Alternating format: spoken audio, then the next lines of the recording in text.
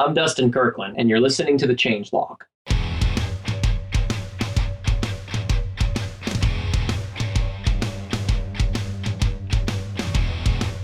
Welcome back, everyone. This is the Change Log, and I'm your host, Adam Stacoviak. This is episode 207, and today Jared and I are talking to Dustin Kirkland about the rise of Ubuntu, Ubuntu everywhere. We talked about Canonical and Microsoft's collaboration to get Bash on Windows. We also talked deeply about the history of this project, where Ubuntu is going, Canonical, the company behind it, and what we can expect from the future of this Linux distro. We have 3 sponsors for the show today: Linode, Rollbar, and Blinksail.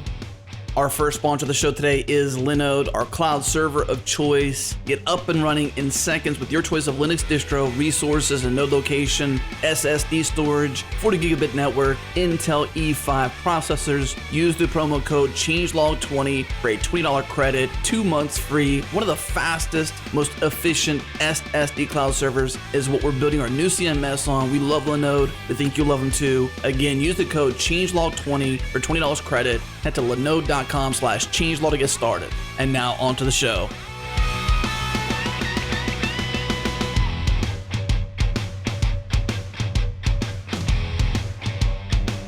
All right, we're back, everybody. We got a fun show lineup today. And Jared, how exciting is it to have Bash on Windows? That's what teed this up.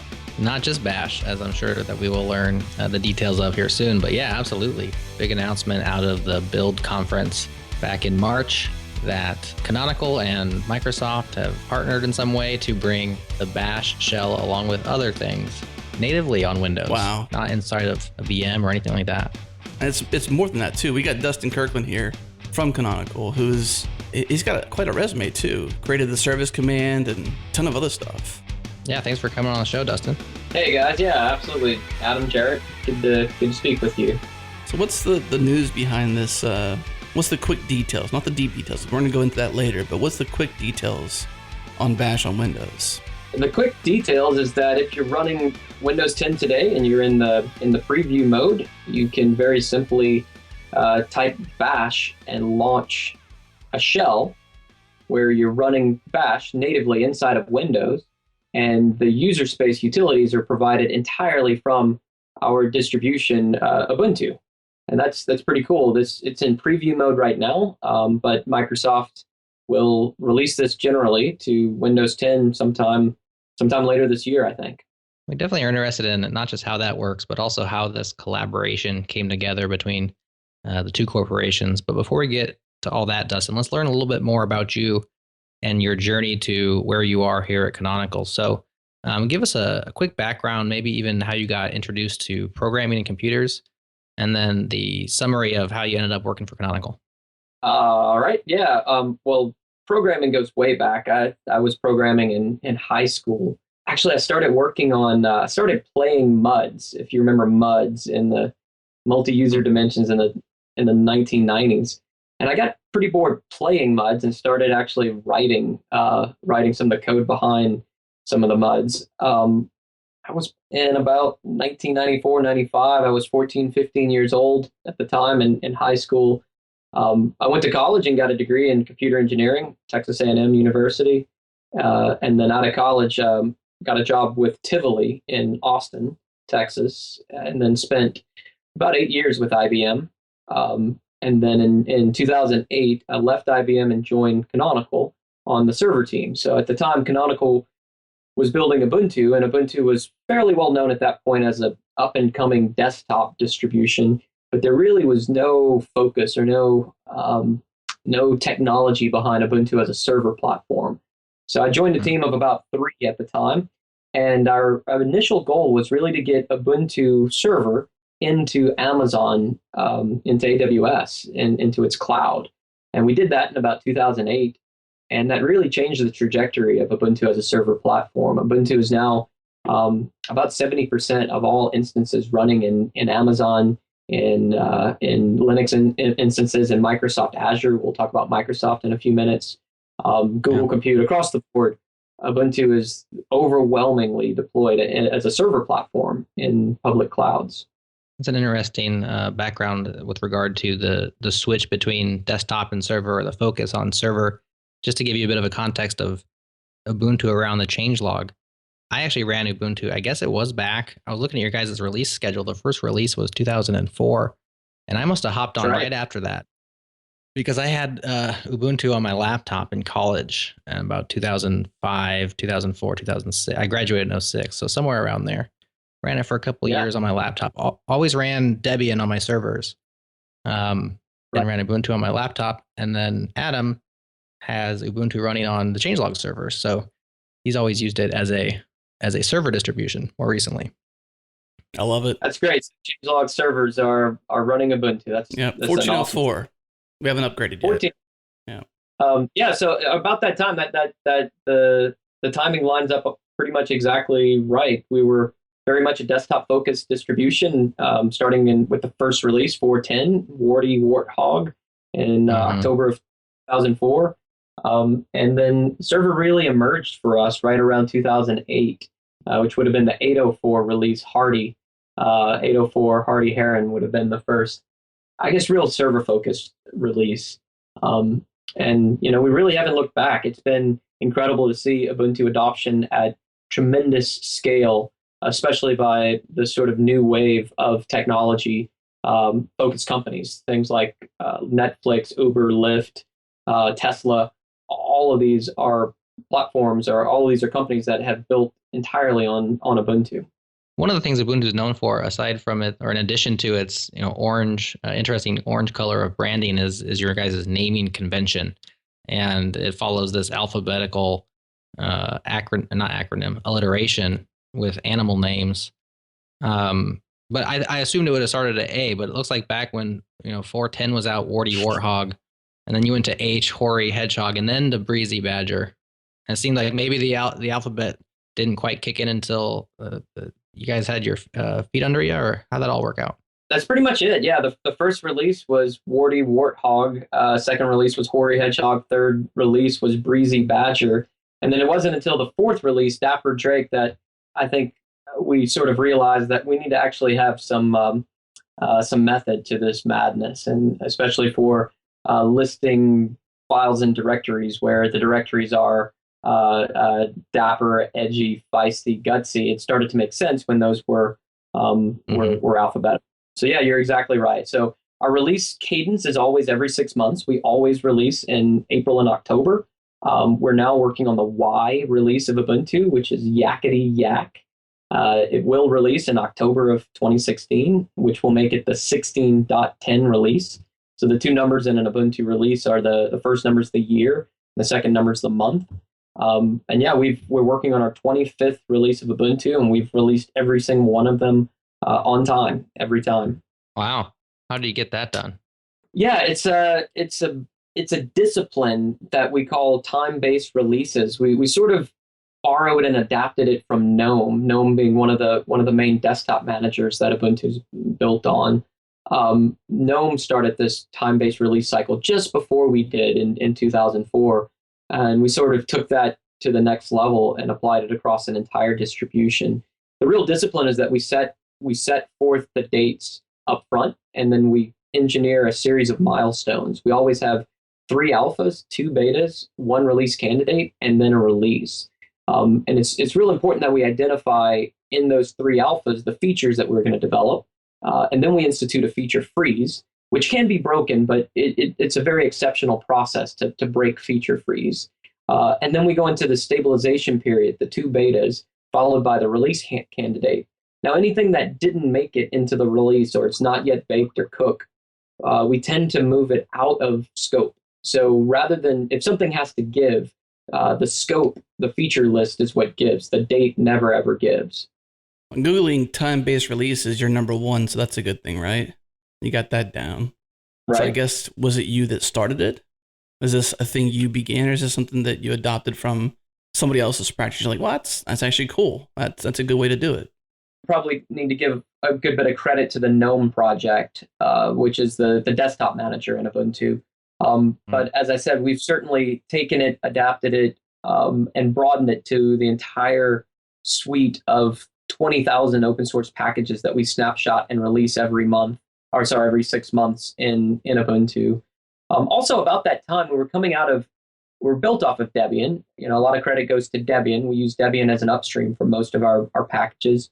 But Debian takes a very different approach. Debian releases when ready is the mantra at Debian. And that certainly has the ability to produce high quality software. But the release cycle is extremely unpredictable. And in fact, when Mark Shuttleworth founded Ubuntu in 2004, Debian was in a bit of turmoil. It had been several years between Debian releases, or a very long time between Debian releases. And so, our releases aren't perfect, but they're very predictable.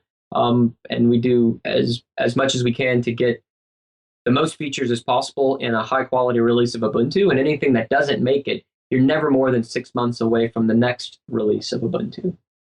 So who's behind all this? Who's the we you keep speaking of? Who's the we? So Canonical is the company behind Ubuntu. Ubuntu is the operating system, the Linux distribution. Canonical is the company behind Ubuntu. Canonical is it's 12 years old. It was founded at the same time as Ubuntu. Today we're about 750 people in 45 countries. Most of us work from home. I work from a home office in Austin, Texas. We do have a headquarters in London and a couple of satellite offices, Taipei, Boston, Montreal.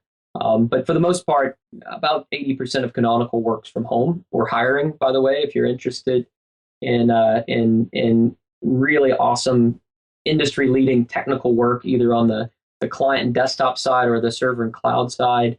Certainly check out Canonical Jobs and send me a message. I'm on Twitter and LinkedIn and so forth. I'm sure we can get those contact details. You got a lot of them there. It's kind of interesting you call them vacancies too versus jobs.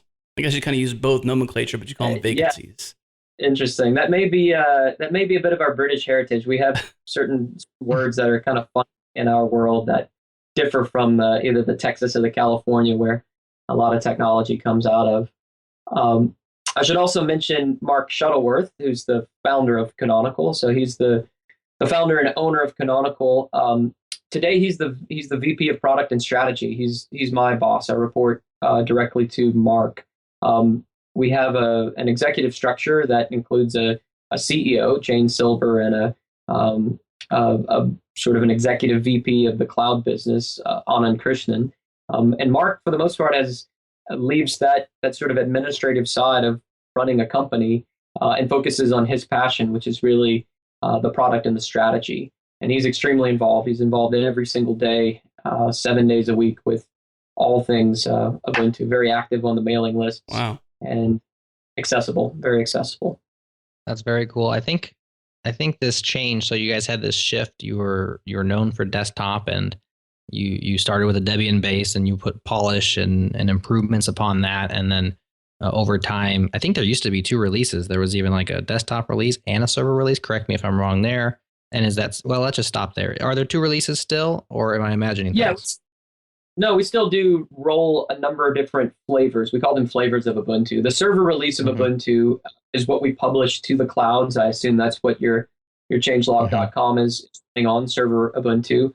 The server Ubuntu is it's a pretty trim, it's pretty lean and mean, fast, small, secure Linux distribution. It doesn't include things like a graphical display manager. Why? Because typically in the cloud you're going to do everything over SSH anyway. Let's carve out X windows and reduce the security surface and how much data needs to be stored and updated. The desktop release of Ubuntu is separate. Yes, you're right. And there are a couple of different flavors. There's Ubuntu with GNOME and Unity as its desktop. That's what I'm running here today. There's also KDE Ubuntu. There's XFCE, which is yet another sort of desktop manager.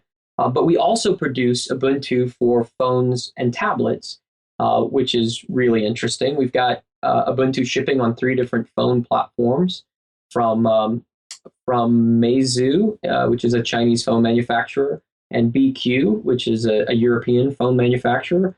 And you can take Ubuntu and actually put it on any of the Nexus line of tablets. So I've got a Nexus 7 and a Nexus 4 phone here, both running Ubuntu as well. Now, what's interesting about that is that we had to adapt a lot of what we love about Ubuntu is still certainly present on the phone and on the tablet, but the way that we deliver the operating system, especially how we update and upgrade it, and ensure that rollbacks can happen safely, as well as how we add extra software.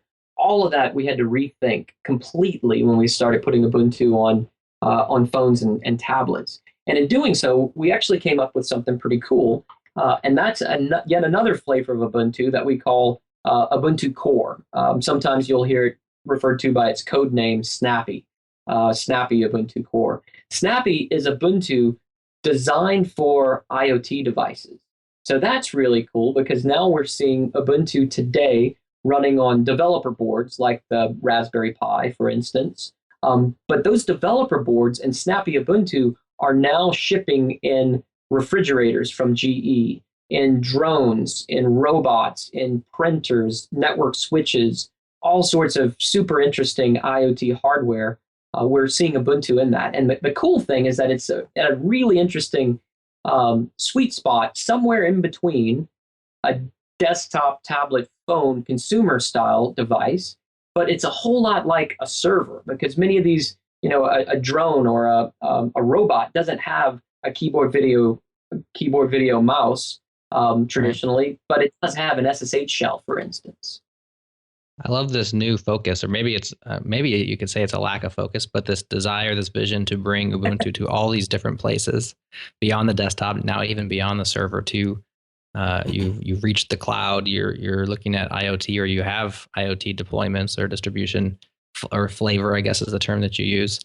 And then the news that we're here to speak about in some detail was the conversation or the announcement with Windows and Microsoft that came back at the end of March.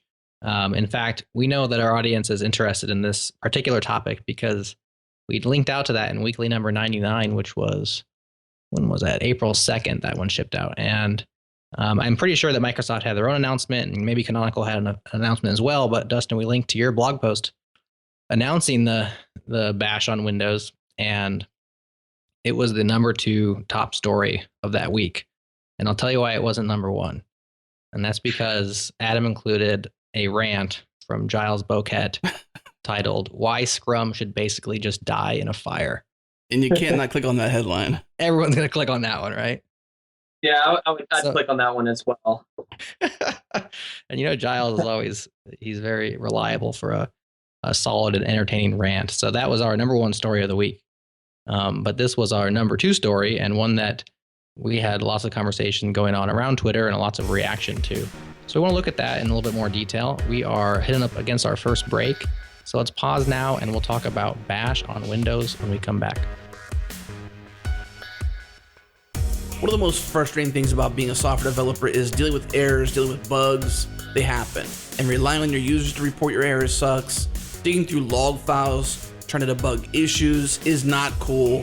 Or having a million alerts flood your inbox every single day. It's the worst. With Rollbar's full stack error monitoring, you get the context, the insights, and the control you need to find and fix bugs faster with a lot less noise. It's easy to install. You start tracking production errors and deployments in 8 minutes or less. Rollbar works with all major languages and frameworks, including Ruby, Python, JavaScript, PHP, Node.js, iOS, Android, and more. You can integrate Rollbar into your existing workflow, send error alerts to Slack or HipChat, or automatically create new issues in GitHub, Jira, Asana, Pivotal Tracker. And we have a special offer for Changelog listeners. Go to rollbar.com/changelog, sign up, get the Bootstrap plan for free for 90 days. That's basically 300,000 errors tracked totally free. Give Rollbar a try today. Head over to rollbar.com/changelog. All right, we are back with Dustin Kirkland talking about Ubuntu and the proliferation of the distribution everywhere, or at least the goal to. Specifically, in this case, the proliferation of Ubuntu onto Windows. And Dustin, we're quite interested not just how this works, but also how it came to be. So this is a partnership between Microsoft and Canonical, and as much as you're able to, can you give us the insider scoop, the backstory of how this partnership came to be? Yeah, you bet. It's funny sometimes in life how things never happen the way you plan them out to happen, right? Whether it's meeting a wife or a spouse, or having kids, or where you end up in a career, or set out on an adventure and a vacation, and where you end up.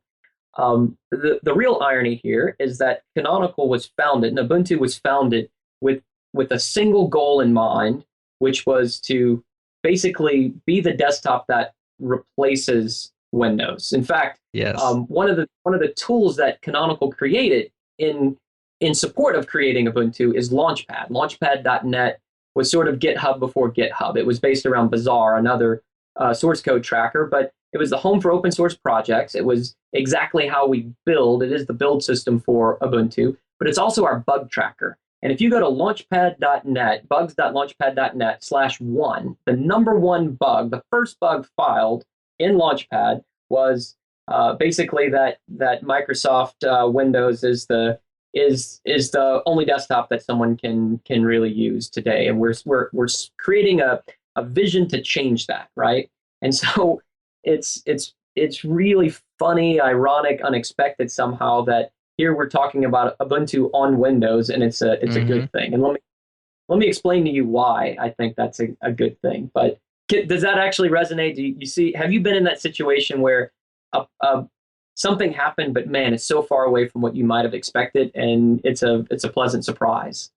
Yes, and I can say, speaking to your situation, I was pleasantly surprised, and I think many people were, because I was very much, 2004, 2005. I was running Ubuntu on my laptop because I didn't want to use Windows on my laptop. So I was there. I was ready for the year of Linux on the desktop. As you guys were trying to build it, and so uh, quite ironic and interesting. It's like the odd couple, Microsoft and Canonical, coming together for a collaboration. It's it's not bittersweet. It's just sweet, but it's just so interesting that this is what has happened. Microsoft has changed so much though over the last several years. Like we've seen a new Microsoft in open source. We've seen a new Microsoft when it approaches products. I mean, is Hmm. that part of it, Dustin? Do you attribute some of their change to open source in that? Yeah, so that's exactly where I was going with this. Is that a lot's changed in the last 12 years. Canonical, we found this huge focus and success on Ubuntu as a server platform. We haven't abandoned the desktop. Our desktop is now better than ever, and we're bringing it to mobile devices. But the cloud didn't exist in that name anyway in 2004, and Ubuntu Server didn't either. Microsoft was led by Steve Ballmer at the time, and the thought of Microsoft doing anything with open source was just it was unthinkable, right? I mean, he called Linux a cancer, and had essentially banned any Microsoft team from working with open source. But there's been a regime change at Microsoft. Satya has led a real revolution at Microsoft in the adoption of open source. Over the last several years, Canonical and Microsoft have worked together, most notably on Azure. Azure being Microsoft's cloud. It's sort of in the big three clouds of Amazon, AWS, Google Compute Engine, and Microsoft Azure. And Microsoft through Azure has been a tremendous partner of Canonical's, and we've helped deliver the best Linux experience inside of Microsoft Azure. The vast majority of instances running in Azure that are not Windows instances, like 80% of the Linux instances are Ubuntu, and we've worked very successfully with that Azure team in doing so, and that really fostered an interesting set of business relations, as well as, and this is extremely important, as well as technical developer relations with Microsoft. Now, over the last couple of years, I've gotten to know a number of developers at Microsoft, especially the Windows kernel team and the Azure team. And these guys are a lot like me. Went to college 5, 10, 15 years ago, and universally, their college experience was much like yours. Running a Linux desktop, or certainly Mm. running Linux on servers. The newer kids are running it on Raspberry Pis, or in a data center on campus. And that was absolutely my experience. I was at Texas A&M from '97 to 2001. that was when I really went all in on Linux. Used it across the board, stood up web servers and on Linux, used it on a desktop, and then sort of made the move wholesale in about 2000. Microsoft totally has taken note of that the developer environment, while it certainly used to be a very closely tied to Windows desktop, has moved away from it. And to neither Canonical nor Microsoft's benefit, a lot of that desktop environment has actually moved toward Macs, right? I think you can walk into a coffee shop almost anywhere, certainly in Austin or San Francisco, where I spend most of my time. And in that coffee shop, there is a developer with a Mac writing some code, and that code is almost always inside of a virtual machine, a Vagrant or a virtual box, a shell, essentially, where they're running Ubuntu. And Microsoft actually commissioned a study to sort of understand what kids in college are using as their developer environment. And one thread that was constant across that entire study was that regardless of whether someone was running Windows or Mac or Ubuntu on their desktop, they were almost certainly doing their development in a Linux shell, and the vast majority of those Linux shells were Ubuntu Linux shells. So it's something that I think we've all seen, and whether or not Forbes or Wall Street Journal or anyone has taken note of that, you could talk to almost any developer in the Valley or anywhere across the world, in fact, and I don't think any of them would be very surprised by that story. Most web development today being done in a Linux shell isn't exactly a headline that you guys are in the media business. That's probably not going to grab a whole lot of clicks, right? It's kind of par for the course. Exactly, and I think we took that for granted in the years that we developed and worked on Ubuntu, and we thought we were going to take over the world's, or we hoped we were going to take over the world's desktop.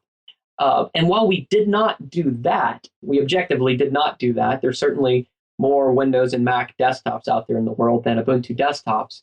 We've done something pretty incredible in bringing Ubuntu, and then I'm going to talk a little bit more about the greater open source ecosystem in a second. We've done something pretty incredible by making Ubuntu available across that entire hardware spectrum, from the Raspberry Pi to laptops, desktops, tablets, phones, physical servers, your commodity x86 servers, into IBM's sort of deep thinking power machines that run Watson, to some of IBM's biggest mainframes, the Z series mainframe, and then into supercomputers and high performance computing. Across the board, you can find Ubuntu running on all of those. And while there are relative to the 7 billion people in the world, relatively few of those 7 billion people are running Ubuntu on their desktop, I'd venture that over half of the world's population is touching a server running Ubuntu right now. Wow. That being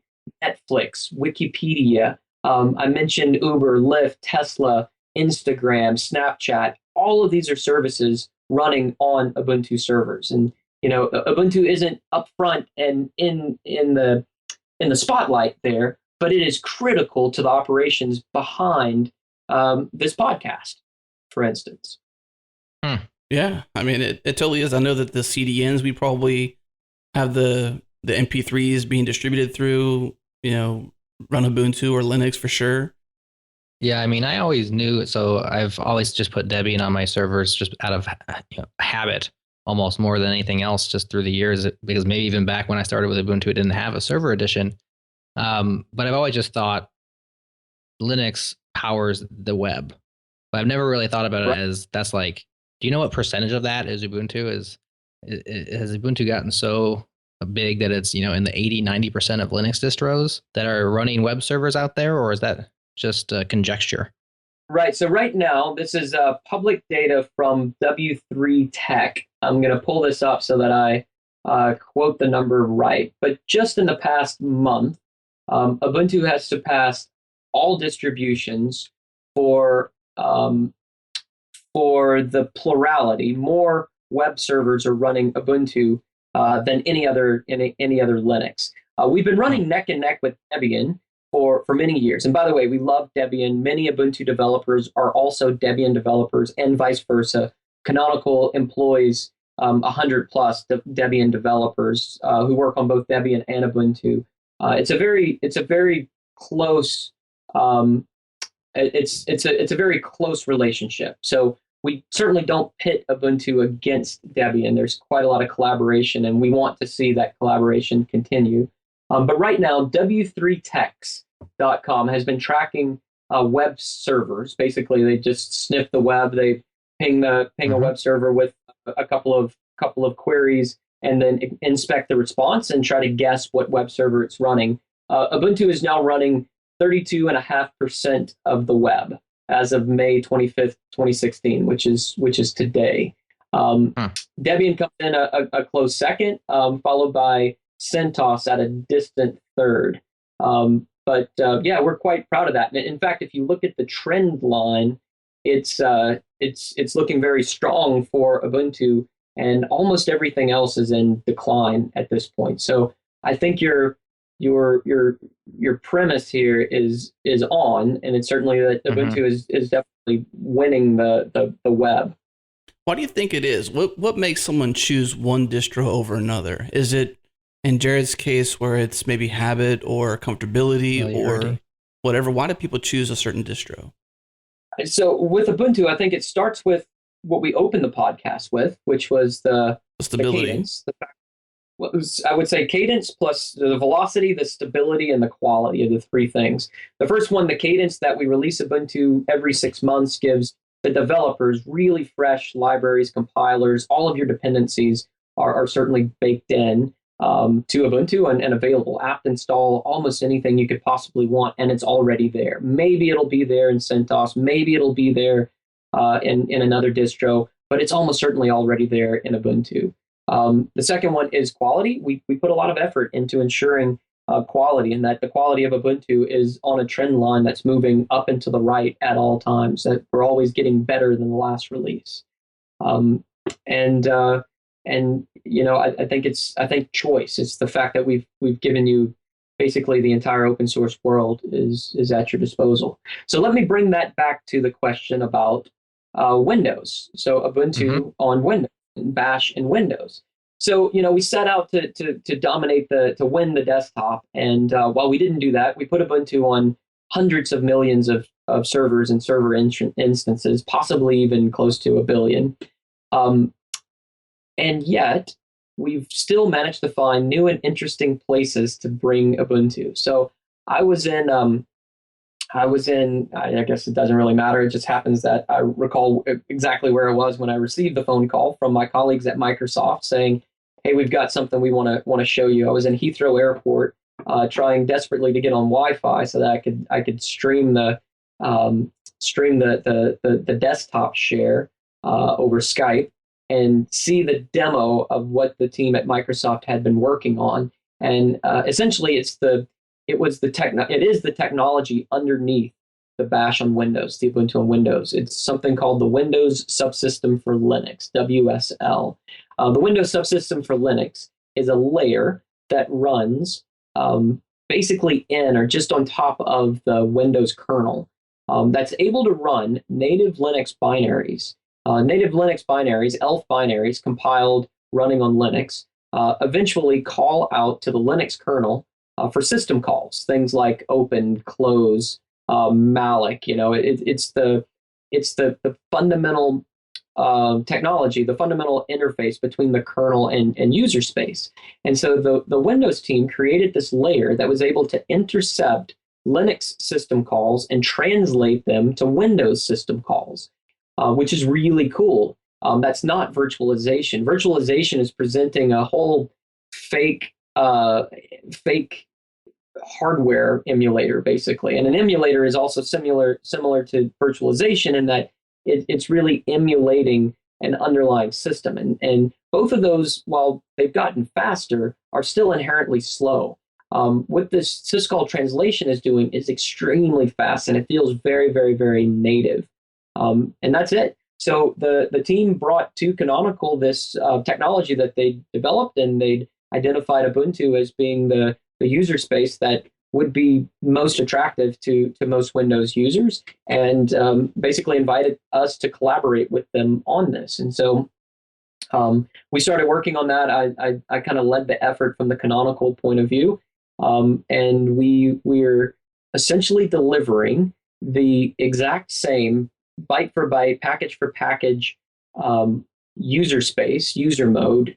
User mode is what the Microsoft guys call it. Maybe that's a Microsoft term. I would call it basically the root file system, the same root file system that we test and publish to all of the public clouds for an Ubuntu server, that command line environment that you're familiar with if you use Ubuntu in the cloud. We make that same root file system available in the Windows Store, and it's downloaded just as part of running the bash command, essentially. So you run bash the first time, it downloads that small Ubuntu image, loads that up, and then at that point you're sitting in a bash shell, and almost anything that you would do on a Ubuntu Linux shell should work inside of there, with a couple of caveats, and the Microsoft team are working to close those gaps as quickly as possible. And then to your point at the very top of the show, it's more than just bash, and that's the beauty of it. It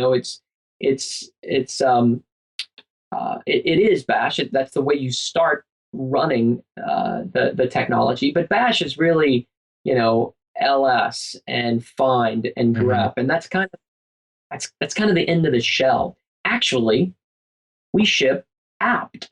Apt is the source, the package interface, how you install additional packages onto Ubuntu, how you have access to 50,000 plus binary packages freely available on Ubuntu. So you can apt install almost anything. And I say almost, we're really not focused on graphical apps right now. This is really just command line apps. But still, there's tens of thousands of command line apps that are at your fingertips through Ubuntu's archives, through the Ubuntu repositories. And that's why it's so much more than just bash. It's GCC and Golang and Ruby and Python and Perl and PHP, and everything that you would normally do on an Ubuntu system is now right there inside of a Windows shell. That's awesome. So let's get this personal for a second, because you have your own little, I guess that could be condescending to call it little. You have your own open source project called, and help me out here, Byobu. Is that how you pronounce it? Yeah, Byobu. Byobu, which is a text-based window manager and terminal multiplexer. So this is something you've been working on over the years. And is this something that you can get up and running inside of Windows?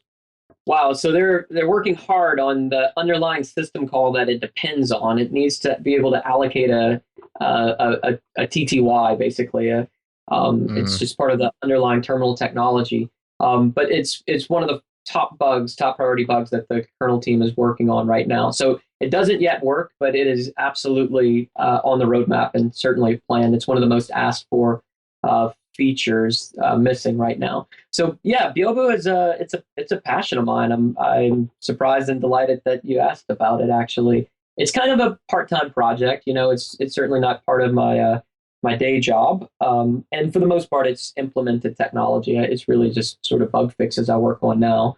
But Byobu started out as a better version of Screen. If you're familiar with Screen. Screen it's a beautiful program, but it's kind of old and a little bit neglected. And then eventually Tmux came along to sort of be a better implementation of Screen. So on top of both of those, I created this project called Byobu, which ships a set of opinionated configuration defaults and key bindings that turns either old school Screen or the much newer Tmux into a really rich command line windowing environment. Essentially, it's all command line, but it has a number of advantages. You can run commands and then detach and come back later, which is really important when you're doing some work in the cloud and maybe you're on a lossy connection. Your connection drops, but you want to make sure your long running command continues, or maybe you're going to kick off this job and then drive home and come back and check on it later. So that's all very natively baked in, as well as the ability to split the screen, horizontal, vertical splits, chop it up, run multiple windows. Sharing the sessions, that's actually really useful. We use it for pair programming across the world. I mentioned Canonical is very widely distributed around the world. it's a very common mean for us to share a screen. So we'll have an instance running somewhere in Amazon or Azure or OpenStack, and then we'll run SSH import ID, and we'll give someone's GitHub or Launchpad user ID. We'll pull down their SSH key, and then that person can SSH into that system. And then with Byobu, we're both looking at the exact same terminal. We're both typing, and we can see what one another are doing. It's a great way of sharing a screen at much higher resolution than, say, like a Skype or Google Hangout screen share. You're literally in the same session. That's awesome. Well, we'll definitely link up Byobu in the show notes. That's something that I'm sure our listeners are quite interested in. I'm a fan of Screen/tmux myself, old school Screen user. Recently switched to tmux because of some problem I had with Screen, and a pretty pedestrian user of both, but nonetheless, awesome tools. And anything you can do to like put those on steroids is much welcomed. So check out Byobu if you're out there listening. It's in the show notes. Let's get back to Windows a little bit here. So Microsoft teed this up, and it sounds like they had done a lot of the heavy lifting for you guys before they reached out for the collaboration. From the time that you got that call in the airport to the point where we had an announcement at the end of March, give us a time frame and the amount of work you all had to put in to get this up and running.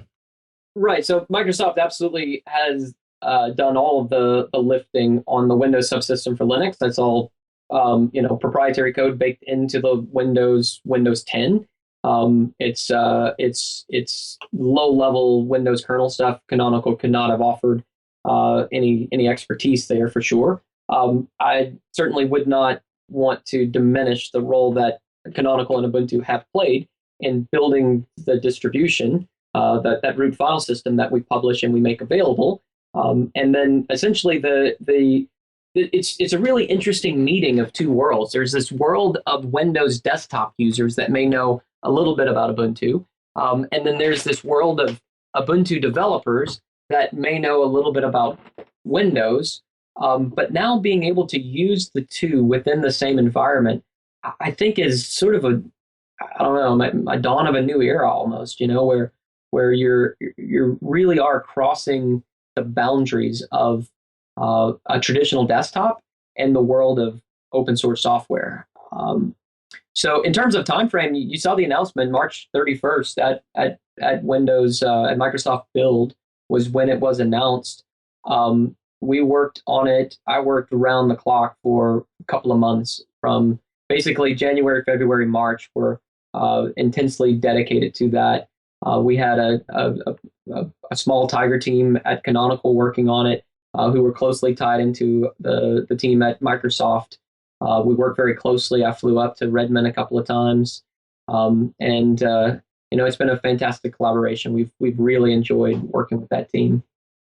I'm curious the future of Windows in this case, because in the back channel, I'm sitting here thinking to Jared, asking questions like, will this ease the common pain of setting up dev stuff on Windows? So like, when you set up Rails or anything like that on Windows, there's always some sort of glitch, always some sort of problem. And since Microsoft came to you all as the motivated party, had done the research, had done all this extra work to kind of even tee it up, and then chose you as the Linux distro to do it all, there's got to be some future plan there, and maybe even some reduced pain in terms of dev environments and people who want to use Windows but still be developers. As you mentioned, those in coffee shops using Macs or some sort of flavor of Linux to work on might be the case. But let's break real quick. We'll come back and we'll start talking about the future and maybe even some loss of pain for those developers out there on Windows. So we'll break now. Be right back. Our friends at Blinkcell are sponsors of today's show, the second commercial Rails app to our knowledge. Blinkcell is the easiest way to invoice online. You can sign up online or in the app. You get a free 15-day trial with no credit card needed. They do invoicing really, really well, give you estimates, thank you templates, recurring invoicing, integration with Stripe for fast payment, no tier plans, one price for unlimited amounts of everything they offer. Head to blinkcell.com/changelog to get started, and a special discount just for our listeners. Email Patrick at blinkcell.com to get a 20% off lifetime discount. This is for our listeners only. Our members get an even deeper discount, 40%. So if you're a member, head to changelog.com/benefits to claim your 40% off. Once again, head to blinkcell.com/changelog to learn more and get started. Now we're back from the break. Got Dustin here and talking deeply about this motivated party called Microsoft who needed, wanted, desired, built the technology to put Bash/Ubuntu on Windows, and it just seems like they came to you so motivated. And I'm just curious what your thoughts are on like why they had this desire so much. Like obviously they did the research, and if there's a developer doing something on a Windows computer or any of the computer, they're going to be doing something in a VM or some sort of Linux distro to do their development. But how does this play out to the future of Windows? What do you think, Dustin? Yeah, so the motivation, I think, is pretty obvious, particularly when and where Microsoft announced this at their Build conference, Right. a developer focused conference. The motivation is to ensure, from Microsoft's perspective, to ensure that developers choose Windows, use Windows as a desktop platform, making the Bash command immediately available and bringing into the Bash command the Ubuntu user space, all of the Ubuntu tools and libraries was sort of the missing piece. Just having Bash alone, you could have a BusyBox or something, but BusyBox, which is just basically Bash statically compiled, isn't enough for a developer to use it. Having that entire Ubuntu user space, apt install, you mentioned Ruby, and then Ruby libraries, and then from that gem install whichever libraries, certainly brings a very native development experience to a Windows desktop where writing code in Visual Studio is fine and dandy, but a typical Windows developer would then need to git commit that and then push that and then launch a VM or an instance in the cloud to actually test it. So one of my colleagues at Microsoft who's been super vocal about this, sort of I guess call him a peer product manager at Microsoft, is a guy named Scott Hanselman, extremely active, a great blog, and very active on Twitter. Scott has been quite vocal about how he's using this Ubuntu on Windows to do Ruby development, Rails development, Mongo, all natively on his Windows desktop. Across the board, I've met a number of people who, in some cases, are relieved, thankful, appreciative of this work. In that, in many cases, they've got a company mandated desktop, which is a Windows desktop, and they're so pleased with the ability to have that world of Ubuntu and open source natively available in a command prompt at their fingertips. That resonates with me. I think once I found the Linux shell and was exposed to that in college, there was just no way I could go back to command.exe on its own, even with PowerShell and these other tools. It just wasn't the same. It just didn't feel right. And so that has kept me away from Windows, honestly, as a developer for a long time. How about let's talk about like the practical use of this. Now it's still in beta and all that, and I'm sure there are things that are being worked on and bugs to iron out and system calls that aren't quite bridged yet, or whatever the term we use for that layer is. But what about practical things where the two operating systems or the two environments meet, kind of where you might find an uncanny valley at times, thinking of like system paths, file naming conventions. Well, first with this, is the shell isolated inside your environment, or is it exposed to the Microsoft, or to the Windows file system? It goes both directions, actually. The Microsoft team did a really nice, tasteful job of this. In the Linux shell itself, if you cd to /mount/c/windows, or sorry, just /mount/c, you can see your entire Windows file system. You can see all the files and directories. You can VI a file. You can edit a file. You can touch, create. You can remove files. You can do anything that you would be able to do natively as the user who's logged into the Windows shell. And in fact, that goes both directions. You can also open the Windows Explorer, and I've forgotten the exact path, but you can navigate to the entire Ubuntu shell and do the same thing. You could open up a C file in Visual Studio, for instance, or create a directory. It it's actually the same file system in both directions. Very cool. Now, so you admitted in your announcement blog post that even this announcement is odd for you, or not the announcement's odd, but the using of it's odd because you hadn't used Windows in nearly 16 years, which is kind of funny. But for people who have, like Scott Hanselman and these other people who started to like use it for Ruby development or for whatever it happens to be that they'd normally be using, either a virtual machine from a Mac or using, a cloud machine or even just a Linux desktop. Have they seen the uncanny valleys, or is the grass really greener when you bring the two together? I think it's clearly greener. Find, grep, xargs, sed, awk, all of that right there. It's not Sigwin. It's not a virtual machine. It's operating directly on the file system. I'll sort of recount the anecdote I shared in my blog in that it's so poignant and it's so literal and true to actually build. So we take the Ubuntu image, that root tarball, that Ubuntu tarball, and then we have to repack it into an appx file, which is basically just a zip file wrapped around some metadata. So to upload that to the Windows Store, I needed to use Visual Studio, and I am not lying when I say I haven't used Windows as a desktop since Windows 2000, since the year 2000. And so I installed Windows, and that was an interesting experience. And then to build that AppX, I had to do a bunch of work in Visual Studio. And, Visual Studio has a tremendous reputation. It's this huge environment. And I think once you're comfortable with it, you can probably do some incredible things at a very large scale.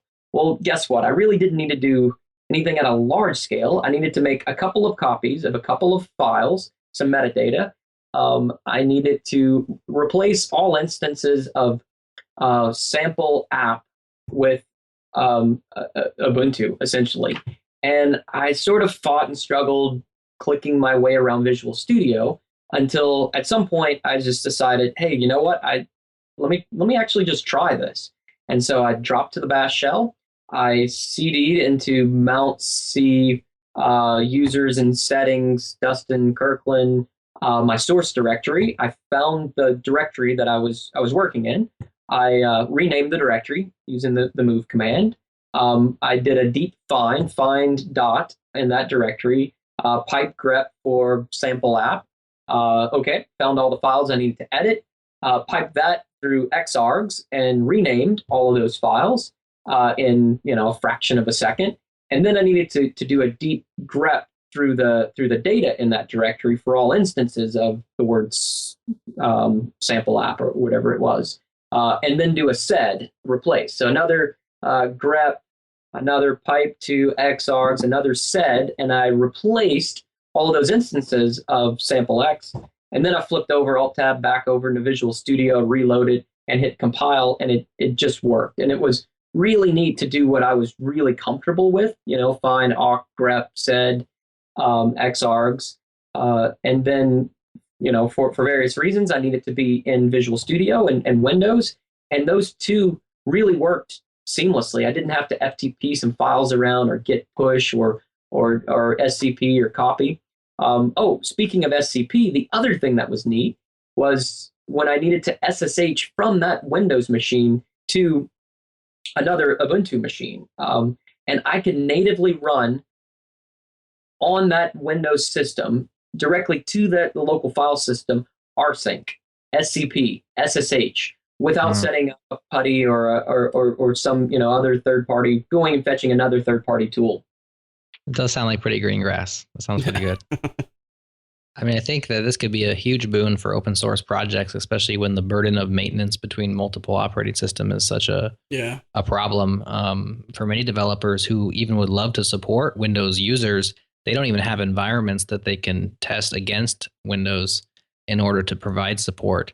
And so it's often a pain point, or people, when they're calling for help, it's like, please, if you have Windows or if you're on Windows and you use this, provide help, give us good bug reports, or even help us fix these things. Do you think it's feasible that once this comes out and is out there in the wild, readily available for developers, that it would be socially okay to say, our Windows support is via, Bash on Windows or via Ubuntu on Windows, and we don't have any first party support for the operating system? Wow, that's a leap. Possibly. I should also caveat this with the fact that Microsoft has said that this is Windows desktop only, Windows 10 desktop only. So they've not announced any plans to bring this to Windows the server. So running a Rails web application or some sort of server application, at least at this time, is not natively supported, and there's no commitment from Microsoft that that's even coming. Mhm. But so let's relegate your question to desktops. Sure. Possibly. I'll tell you this: the next time someone asks me to help fix their Windows machine, traditionally I just plead Don't use it. ignorance. Yeah, exactly. The next time someone asks me to fix their Windows machine, I'll actually fire up a bash shell and see if I can poke around and figure out what's wrong. Maybe. Now there are limits to how much of the Windows hardware can be seen from Linux. So, for instance, direct access to some of the storage drivers or the video drivers and stuff is still going through a Windows layer. But yeah, I think there is an opportunity to certainly make, I don't know, scanning the file system, backing up data, just some of the tasks that are strictly file driven, that we're really good at doing things against file descriptors in Linux. I think some of those tools may make it over to Windows in a hurry. I think it's a huge opportunity. I don't know if this is on your radar, Dustin, or not. I imagine it probably is, but I think about what kind of developer typically is running Windows. And if you look at the landscape of available consumer, desktop, laptop machines out there, you've got various flavors of Windows, right? You've got various flavors of Linux, and then you have Macs out there. But typically, Macintoshes are more expensive, and universally, Windows tend to be, lesser expensive machines. And so by doing this, it seems to me like we always talk about the accessibility to software, to being a developer, to learning to code on this show.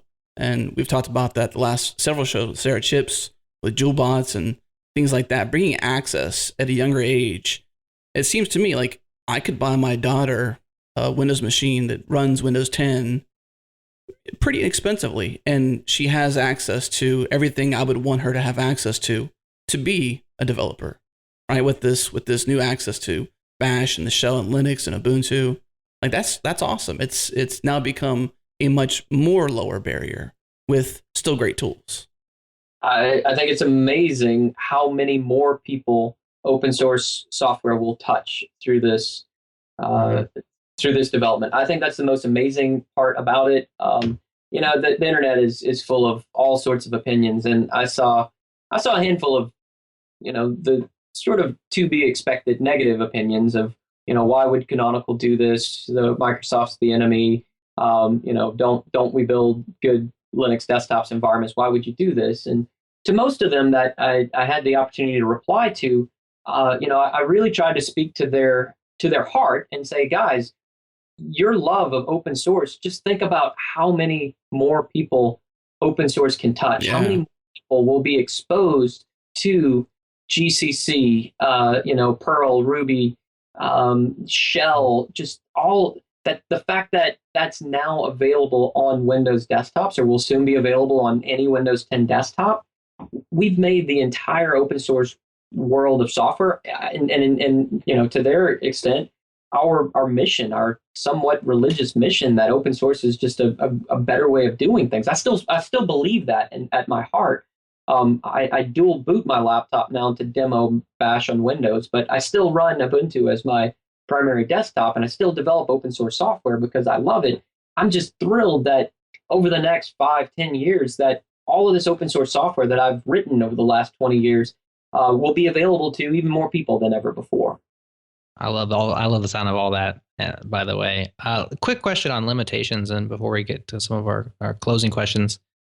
You mentioned, there's some certain system calls that aren't quite there yet. Obviously, Microsoft is not too interested in, Windows or, X or window managers or, graphical applications for coming from Ubuntu over.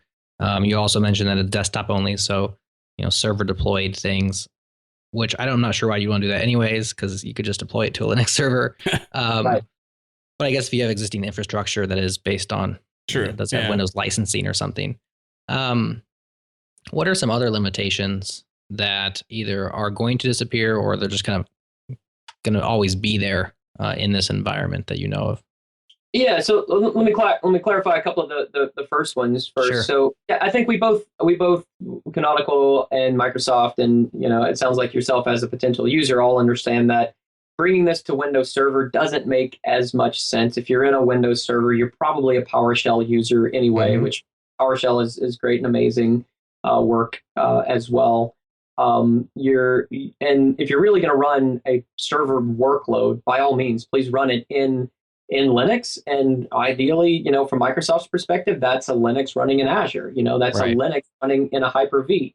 So all of it, we all kind of looked at that and went, yeah, if you're doing it that way, you're kind of doing it wrong. So let's not focus a whole lot of effort onto bash on Windows servers, right? So that's sort of the color behind that first one. The second one you mentioned, or the other one you mentioned, was about X applications. What we call in Linux X applications or graphical applications. Believe it or not, a super motivated, and this is just the beauty of open source. Kids will be kids, I guess. There's actually X Windows applications now running on Ubuntu on Windows. Believe it or not. Yep, I have myself launched Firefox. Now, Firefox is a silly example because you can run Firefox natively on Windows. But I've actually run the Firefox binary from the Ubuntu archive, export it on the same system over a local, export display equals localhost to the local machine, as well as a couple of other minor X applications. That's using an open source project called Xming server. It's basically an X server for Windows. So you go out to the Xming server website or GitHub, you pull down the .exe binary, install the X server on Windows, and then run that. And then you can apt install some X applications. Some things still don't work, and most of them come back to basically those same system calls we know aren't currently working. Dbus right now is sort of the message bus, low-level message bus. It's got some problems. So, for instance, I wanted to run GNOME terminal because I hate the Windows command.exe terminal. So I wanted to run GNOME terminal or Terminator or any one of the X terms from Ubuntu, and all of those kind of depend on that dbus, which is related to the other things that's still not yet working. But the team at Microsoft working on this, they're well staffed. It's smart guys. This wasn't a sort of a proof of concept that gets announced and then abandoned. I've got every bit of confidence that this it's getting better and better over time. So we've all had the Bash on Windows or Ubuntu on Windows announcement. The next question is, when are we going to hear about the Windows on Ubuntu announcement? So that's kind of, some people describe this work as the reverse of Wine. If you're familiar with Wine, Absolutely. Windows emulator, it's kind of how you sort of run some Windows applications on Ubuntu. I know that Wine has saved my bucket on a couple of update the firmware or update I updated my firmware on my Plantronics headset using Wine not too long ago. But yeah, this is sort of the reverse of Wine. So I'd argue that without this Wine's obviously not Microsoft driven, but Windows emulation on Linux has been around, and while not fantastic, is certainly functional for many cases. Right, but it's always been emulation, whereas this seems like it's a little bit more native. System call, yeah, indeed. Yeah, so we're not working on that right now. Yeah, I know, it was a joke. Okay, it was a joke, but I was like, he's taking it seriously. Sorry. That's good though. You're on point. That's what we want. We want that. This is a serious closing question though, so don't take this one as a joke. But there's a lot of listeners tuning in. The numbers. Users of Ubuntu, lovers of Ubuntu. And I'm kind of curious for those out there who care about this mission of not so much just using Ubuntu where it's at, but enabling Ubuntu on Windows even better. What things out there? What ways can people or the open source community step in and help push this mission along with you? How can they step in? Yeah, so I mean, there's a ton of ways to contribute to Ubuntu. I got started as a contributor to Ubuntu before I became an employee of Canonical. Just sort of my background in open source. There's a way of doing open source, and it's great whether you're young or old or anywhere in between. Open source communities it's a brilliant way to learn and get better and contribute to society, to the technical world. It can start as easy as reporting bugs. It's something that myself as a developer, I spend hours every day reading bugs, replying to bugs, reporting a bug, a good high quality bug with how to reproduce these instructions, not just this pissed me off and I hate you, but like, hey, here are my logs. Here's what happened. Here's how to reproduce it. I've tried it on 2 computers. That's a huge contribution to open source and requires no programming skills necessarily. Contributing to the mailing lists, we have a Stack Exchange channel. It's actually the third most popular channel on all of Stack Exchange. It's called askubuntu.com. You can get involved asking questions or providing responses and voting up or down responses. That's a great way to get involved. That, again, requires a little bit of technical interest, but not necessarily technical expertise. We'd love to see more questions and answers around Ubuntu on Windows at Ask Ubuntu, of course. And then from the developer perspective, man, the possibilities are endless.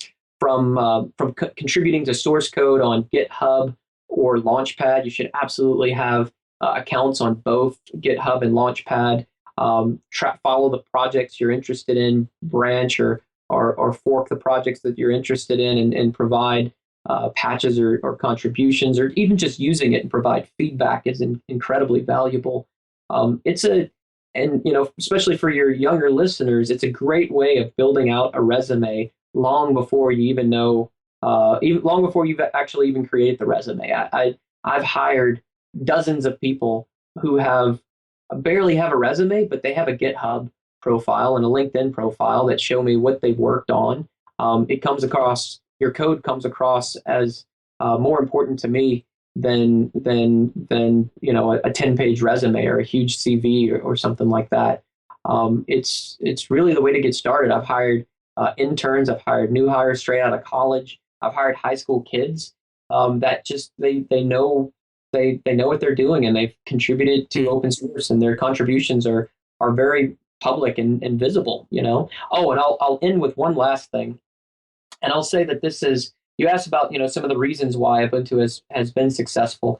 I'll tell you one that's at our core, and it's one that doesn't get noticed. And in fact, that's kind of a good thing. But at the core of Ubuntu, we have this thing called the Code of Conduct. The Ubuntu Code of Conduct, all Ubuntu developers are required to sign it, and it really governs the way that we behave with one another. And so while there are arguments, we tend to focus on technical fights as opposed to personal fights, right? You can attack the code, but never attack the person. And that's so important. And it's really part of the friendliness of the Ubuntu ecosystem. So I would say that whether you're working in Ubuntu or the Linux kernel or anywhere, treat one another well, treat one another like humans, because all of that code that I just said was public and becomes part of the public record. Your actions on those mailing lists are absolutely part of the public record as well. So, treat one another well. It's important. Well, on the note of open source, we commonly ask this question, and you might have gotten it in the email when we teed up the call and prepped you for everything. But we like to ask, especially someone like you who comes from a company who leans on and supports and cares so much for open source. I got to imagine that you've got an interesting radar, meaning if you had a free weekend, what's something that you haven't played with or you'd love to play with, that if you had a free weekend, you had nothing else to work on, this would be something that you would hack on. What would that be for you? Wow. So I've got a lot of nights and weekends projects. I'm working on 2 right now. One is an Alexa skill set. So I recently bought an Amazon Echo, Alexa play play Fish on Pandora, you know, Right. and she's playing the Fish radio station. Alexa, read me the news. Alexa, what's the weather? I'm actually working on an Alexa skill for man pages. So I Wow. have some that I wrote a long time ago that actually parses all of the Ubuntu deb files every night and looks at any that have changed. And if it finds one that's changed, it cracks open that deb, extracts any man pages, and then publishes them, renders them to HTML, formatted and linked and everything. And it publishes them at manpages.ubuntu.com. Well, as you can imagine, I've got a wealth of man pages there. I'm actually working on an Alexa skill that says, you would say, Alexa, man SSH. And then Alexa would come back and read you the first line of the SSH man page and say, hey, would you like to know more? Is that useful? I don't know, but it's useful for me to learn how to write an Alexa skill to sort of get into that AI machine learning. Yes, that's what I'm looking to learn. The second thing, and it's closely related to that, because I have this nightly job that that cracks open every deb published to the Ubuntu archive, it's very easy for me to extract other files from that deb. So I have another side project that's also in that sort of machine learning space, and I say it's pertinent to you guys because every package in the Ubuntu repository has a file called Debian changelog, which is the history of that Debian package. And some of those packages go back to the early 90s. In fact, some are more recent than that, but they follow a very consistent parsable format. And so I've got part of that sort of nightly script that I've written also indexes the change logs. And right now I'm rendering that to basically a huge blob of JSON that I can then import into MongoDB or Postgres. And I guess the part of the project I need a night or a weekend to work on is actually developing some intelligence, deriving some intel from the change logs. Who's changing what? How often is it changing? What things have been abandoned, obviously haven't been touched in a long, long time? Those are sort of the interesting questions I'd like to ask that SQL or NoSQL database. Make sense? Makes sense. I think it's interesting. The Alexa piece, the skill learning. I don't know if I would use it, but I could see if anybody out there. I guess it could be used. I would talk to Alexa about man pages. That'd be cool. What about you, Jared? Would you care about tell that? Alexa to RTFM. I mean, that's worth it right there, right? It's funny you say that. If as you close the Alexa skill, she thanks you for reading the friendly manuals. Nice. I don't know, Adam. I think we have a kindred spirit here with regard to change logs. I feel like that data dump could be very interesting for us. Yeah. It is one very large data dump of literally change logs. Well, that's we're 8 minutes past the show time for this show. Anything else you want to say in closing, Dustin?